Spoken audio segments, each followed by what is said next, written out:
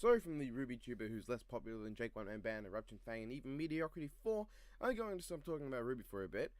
Or kinda, I have many videos down the pipeline complaining about it like a little bitch, as the fandom would say, even though it's just critical analysis with the intent to bring up flaws that could be fixed, but hey, the average person apparently has a brain of sandpaper and can't figure that out. Anyway, how about we talk about my favorite franchise of all time, the Transformers, and what a better way to start than with Okay, Power of the Primes then. So far I love the toy line.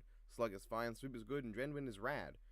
Of course, I live in Australia, and we only just got Wave 1, and never received Slugslinger and Overlord from Titan's Return, which makes me fucking mad! So how is the show? Well, it starts with a frame rate that makes an Atari look like Nier Automata, a voice actor so flawless this show is basically an insult to him, and dialogue in which he monologues to himself for no reason and sounds so goddamn bored.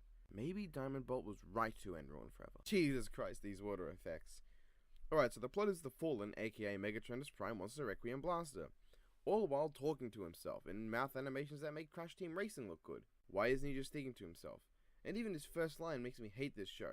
This place is not fit for a god, particularly not one carrying the matrix of leadership and the enigma of combination. That just sounds so unnatural. He also seems to be talking to someone else as if expecting a response, but he gets nothing. If this is supposed to be like a foreshadowing sort of thing that he's not the big bad, you're not doing it well. Just ended with, what do you think? I mean, this takes away from Megatronus' impact. It makes him feel like less of the big villain, and more like just another pawn. We get a flashback to Solus Prime, who honestly sounds like every single female character in the show, that really pisses me off since we've had some very distinct femboy voices in the past, but, you know, in this series everyone sounds the same. So, why does Solus look so similar to the Uni-End Cluster one, while Megatronus looks like the somewhat extremely racist Abdul Fakadi? God damn this frame rate, you have no clue how tempted I am to speed up this animation in the video. Also, apparently Megatronus killed Unicron. Even though I've read the Covenant of Primus and don't remember it going like that, but I couldn't be bothered to pull that thing out for this shit. Also, we're going to assume Solus got killed because she asked nicely for him to give her his gun? That's so fucking petty. In the Covenant, Liege Maximo coerces the two to form a rift between them, and Megatronus kills her after she attacks him because he destroys a pet of hers. It was a reflex, he did so without thinking, and it's one reason I find this version of the Fallen so interesting. I haven't read IDW, but apparently in the IDW comics, Shockwave, disguised as Onyx Prime, going back in time, actually manipulated for the fall of the Primes to happen, and I'm pretty sure that when Solus got impaled by the Star Saber, that Megatronus did not accidentally shoot her or get angry that she wanted his gun. Hopefully, one of those things is what happened here, and we're just not seeing the full picture. Why did he light the place on fire? Why is it? Where is he? I am so confused. And I will not rest. I'd hope not, you're a fucking robot god. By the way, a triumvirate is a group of 3 people, not inanimate objects. The video is not on my channel, inanimate objects are not people. We cut to the good guys, apparently tired and having not bothered to tent the dust up over here. It was given to him by his lost love, Solus Prime. Excuse me? Lost? Yeah, sorry, but she's not lost. She's blown the fuck away.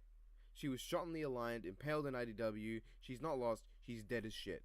Also, where are they? Megatron also roasts everyone, which is the closest to a good line we get in this episode that isn't from Grimlock. Then come the Dinobots, starting their grand reappearance in G1 animated form by screaming random aggressive verbs. Kill! Stop! Destroy! Smash!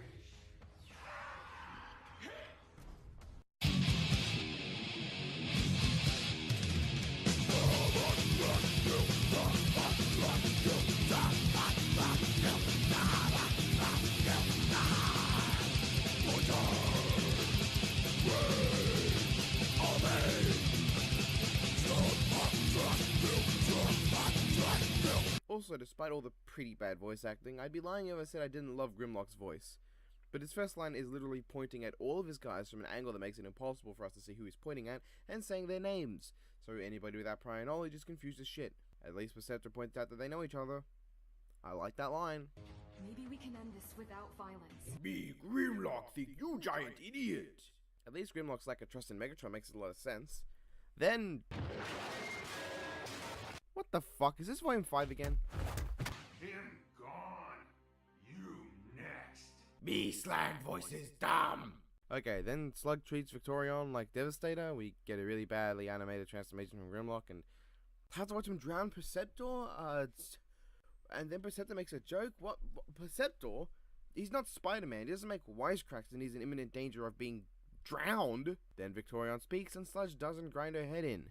Remove your claws from my person. Me, Sludge douche nozzle. Then Windblade flips Slag like he's nothing. What?